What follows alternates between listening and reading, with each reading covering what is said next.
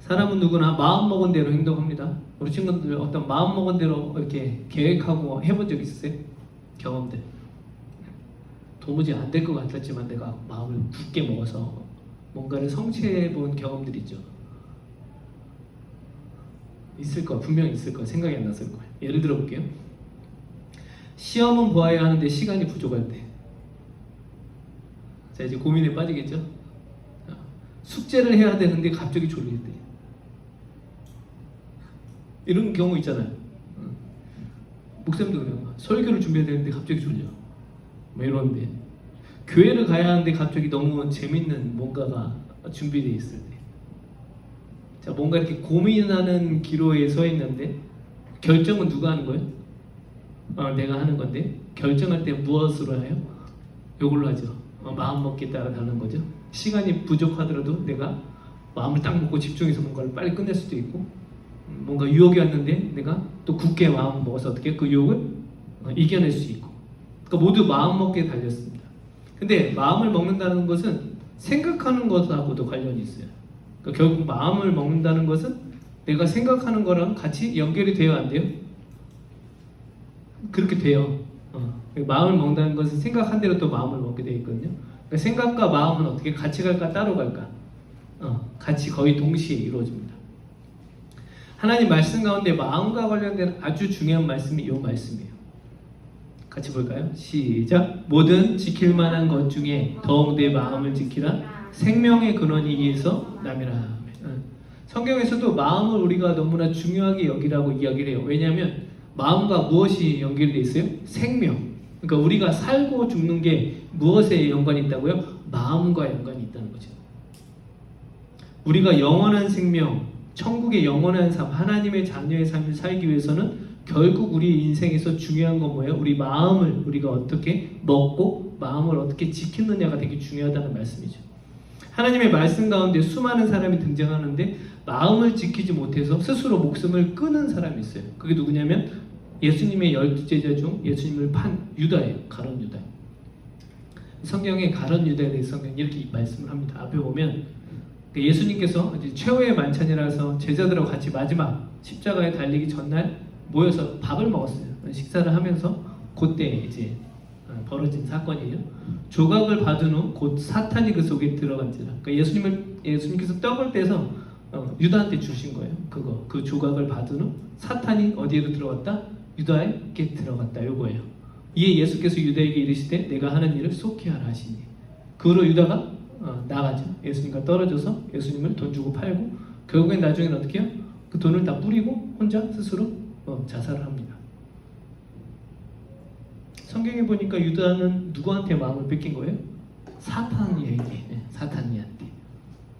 이처럼 우리가 마음을 잘 먹는 게 그만큼 중요해요? 안 중요해요? 엄청 중요하다는 거죠. 그럼 우리가 어떤 마음을 먹어야 될까? 우리가 삶을 살아가면서. 오늘 설교 제목이 그 해답이 있었어요. 아까 설교 제목이 뭐였어요? 예수님 마음이에요. 결국 우리가 살 수 있는 것은 우리 스스로 우리의 마음을 지키기가 어렵기 때문에 우리는 누구를 본받았고 누구를 닮아가야 돼요? 예수님이잖아요. 그래서 오늘 말씀을 통해서 예수님의 마음을 좀 살펴보려고 해요. 오늘 본문은 사도 바울이 빌립보 교회로 보낸 편지예요. 그러니까 빌립보서였잖아. 오늘 성경이. 그러니까 신약 성경에 무슨 서 이렇게 나오면 다 편지예요. 서가 글 서자고 편지. 그러니까 로마서 하면 로마로 보내는 편지. 고린도전서 하면 고린도로 보내는 편지. 쉽죠? 신약 성경 13권인가 아마 다 서예요. 그러니까 어디로 보낸 편지. 오늘은 빌립보서. 빌립보 교회에 사탄이 사람들의 마음을 되게 힘들어하는 경우들이 있었어요. 사도 바울이 이걸 너무나 잘 알아서 사람들한테 이제 마음을 지키라는 거죠. 근데 예수님의 제자인 베드로도 이 사실을 알았어요. 사탄이가 아까 유다를 공격한 것처럼 우리들의 마음을 흔들 걸 너무나 잘 알았어요. 그래서 베드로전서에 사도 바울이 베드로가 이렇게 고백을 해요. 근신하라 깨어라. 너희 대적 마귀가 우는 사자같이 두루다니며 삼킬 자를 찾는다. 이렇게. 그러니까 사탄이 사자처럼, 사자가 배고플 때 정신없는 거 알죠?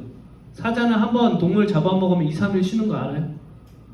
동물의 왕국 보시면 나와요. 그러니까 한 번에 사냥을 크게 하고 왕창 먹고 한 2, 3일은 느긋하게 거의 그러니까 사자 보통 이렇게 사파리나 보면 하품하고 있는 막 이런 거 많이 나오잖아요. 느긋한. 근데 사자가 빨라질 때가 있어요. 그때가 어때요? 배고플 때. 그 표현을 한 거예요. 그러니까 배고픈 사자처럼 사탄이가 유다를 그렇게 마음을 훔친 것처럼 우리를 공격한다. 그러니까 우리는 항상 뭐 해라? 근신하고 깨어서 조심해야 된다. 요거를 예수님의 제자 베드로가 이야기를 하고 사도 바울도 이걸 너무나 잘 알아서 오늘 본문에 그럼 우리가 마음을 어떻게 해야 되는가? 그래서 이렇게 이야기를 하는 거죠. 오늘 본문 5절에 너희 안에 이 마음을 품으라. 누구 마음? 곧 그리스도 예수의 마음을 품으라. 오케이? 그러니까 우리가 우리 안에 누구의 마음을? 예수님의 마음 품으라는 거죠.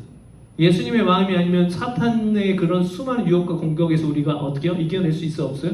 불가능하다는 거예요. 그래서 오늘 말씀을 통해서 예수님의 어떤 마음을 우리가 배워야 될까? 어떤 마음에 집중을 해야 될까를 하나씩 살펴보려고 합니다. 세 가지를 좀 볼 건데요. 첫 번째는 이제 말씀 화면에 없어요. 성경 봐야 돼요. 오늘 보면 6절, 7절 같이 볼게요.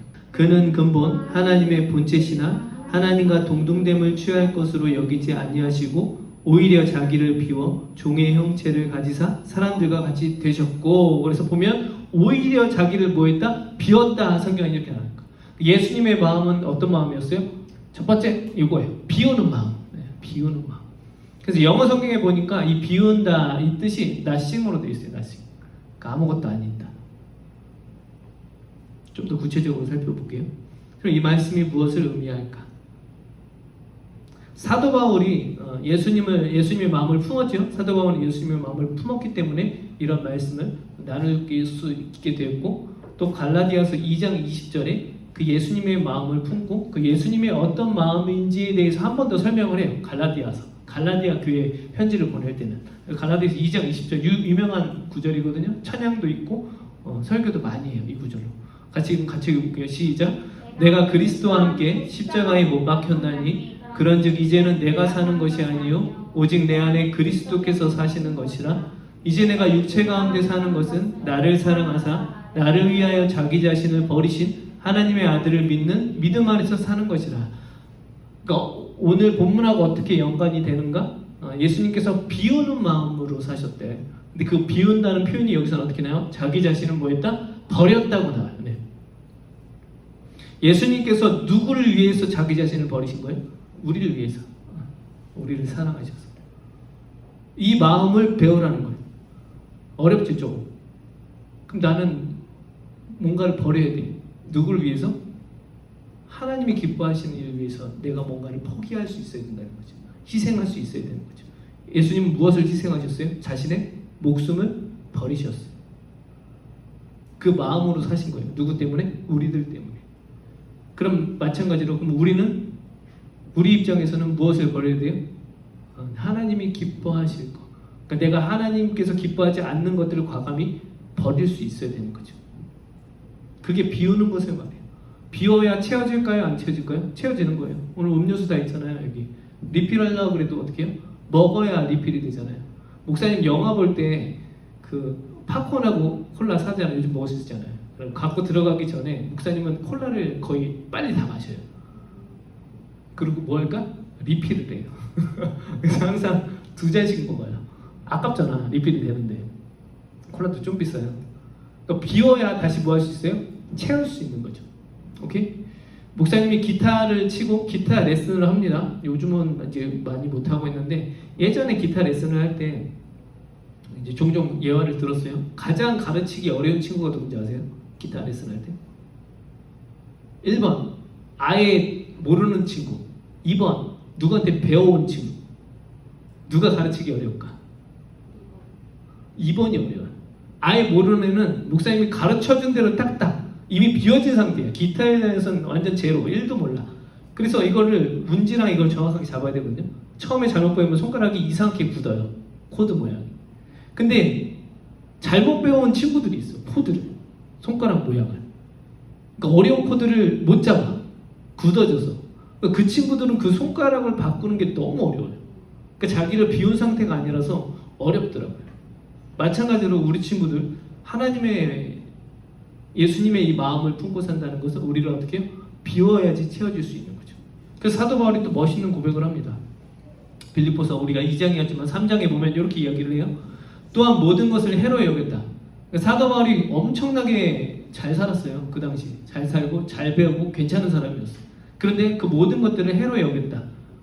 다 좋지 않은 것으로 이렇게 결심을 한 거예요. 이유는 내 주 그리스도 예수를 아는 지식이 가장 고상하기 때문이라. 내가 그를 위하여 모든 것을 잃어버리고 배설물, 이거 똥이에요.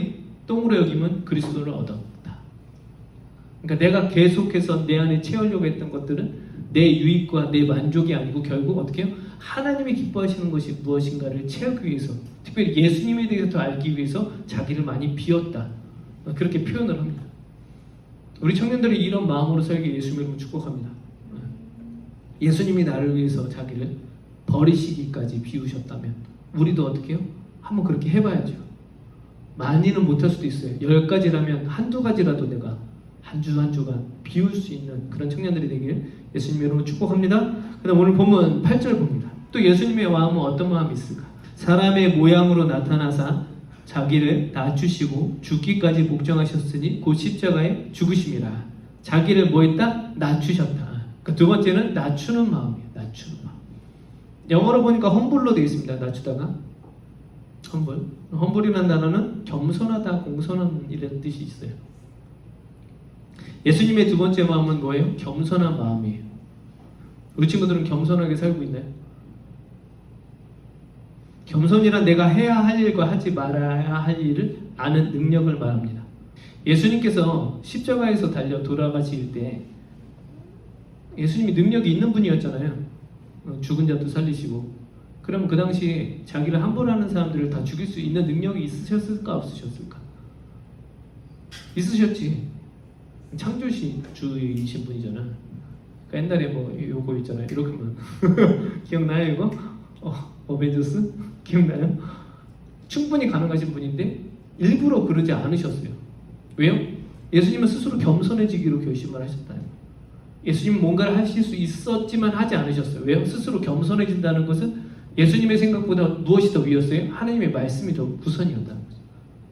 하나님께서 계획하신 그 구약에 예언된 예수님이 죽으시고 다시 살아나실, 예수님이 나 때문에 우리 때문에 희생하실 그 모든 예언을 이루시기 위해서 십자가에서 굳이 안 죽으셔도 됐는데 그것을 이루시기 위해서 겸손하시고 순종하셨다는 거죠. 하실 수 있는데도 일부러 억제를 한 거죠. 절제를 한 거죠. 목사님의 아들이 있잖아요. 아들하고 게임하고 이런 거 하면 롤도 가끔 하거든요. 그럼 막 목사님이 잘하는 것도 있는데 일부러 봐줄 때가 있어요. 왜 그럴까? 누구 기 살려주려고? 아들 기 살려주려고. 그러니까 어렸을 때는 더 했죠. 어렸을 때는 뭔가 막 기가 이렇게 올라서 애가 막 자기가 뭔지 다 할 수 있는, 나가서는 또 확 당하고 오죠. 그런 거예요. 그런 거. 그게 예수님께서 하신 겸손이라는 거죠. 예수님 때문에 손해보는 거예요. 손해보는 거. 우리 청년들도 이런 일들이 좀 많았으면 좋겠어요. 내가 할 수는 있지만 하나님이 원하시지 않고 하나님이 기뻐하시지 않는 마음으로 생각될 때 이걸 내가 지금 안 하게 되면 엄청 손해를 보는데 한번 해보는 거야. 그래도 그런 것들을. 성경에 그런 사람들이 많이 등장을 하는데 말씀을 한번 찾아볼게요. 창세기 26장을 한번 찾아봅시다. 창세기 26장에 이삭이라는 사람이 나와요. 창세기 26장 12절 13절 그 뒤로 쭉 갈 거예요. 네, 이제 쭉 볼 거예요. 12, 13절을 먼저 같이 볼게요. 같이 읽어볼까요? 시작. 이삭이 그 땅에서 농사하여 그 해에 100배나 얻었고 여호와께서 복을 주심으로 그 사람이 창대하고 왕성하여 마침내 거부가 되어 이렇게 나오죠. 그러니까 이삭이라는 사람이 있었어요. 근데 하나님 복 줘서 거부가 됐다. 이 당시는 그 농사를 지었기 때문에 동물도 많았고 거부가 됐다는 것은 종들도 많이 부렸다는 거예요. 그러니까 뭔가 싸움을 해도 이제 괜찮은 거죠. 왜? 사람들이 많으니까. 노예도 많고 일하는 사람도 많고 한번 누가 해도 돈도 있으니까 뭔가 이런 능력의 사람이었어요. 근데 그 당시 필요했던 것은 이 동물들을 데리고 계속 이동하는 그런 삶을 살았기 때문에 물이 가장 중요했어요. 그러니까 가는 곳마다 땅을 파야 돼요. 팔레스타인 지역은 사막하고 광야거든요. 그러니까 땅을 항상 파서 물이 나와야 그곳에 정착을 할 수가 있어요. 근데 이삭이 하나님께서 이렇게 복을 주셔서 땅만 딱 파면 물이 나오는 거야. 근데 이 땅이 어떤 땅이냐면 블레셋 사람들의 땅이었어요. 그러니까 이 사람들이 시기를 하는 거야. 다른 나라에 가갖고 부자도 되고 우리는 그렇게 땅 파도 물이 안 나오는데 쟤는 왜 이렇게 물이 나오나? 그래서 우리 거니까 뺏어가는 거예요, 계속. 근데 이삭이 지금 어떤 상태예요? 싸움을 잘할 수 있는 상태가 아니에요? 충분히 잘할 수 있는 상태. 하나님께서 엄청나게 복을 주셔서 뭔가 이렇게 많이 거느리는 상태였지만 이삭이 싸울 거예요, 안 싸울 거예요? 안 싸워요. 싸울 수 있었지만 손해를 봅니다. 손해를 본다는 건 그 많은 또 동물과 사람들을 데리고 뭐 이동을 해야 되는 거예요. 어디로? 물 나오는 데로. 이 귀찮은 일을 또 해요. 이동을 해서 또 땅을 팠는데 물이 나왔어, 안 나왔어요? 또 나와요. 근데 블레셋 사람들이 또 가서 우리 땅이 꺼져라. 이삭이 또 가요. 세 번째 팠어요. 또 나와. 그 다음에 사건들이에요. 23절. 이삭이 거기서부터 브에세바로 올라갔더니 그 밤에 여호와께서 그에게 나타나 이르시되 나는 내 아버지 아브라함의 하나님이니 두려워하지 말라. 내 종 아브라함을 위하여 내가 너와 함께 있어 내게 복을 주어 내 자손이 번성하게 하리라 하시니라.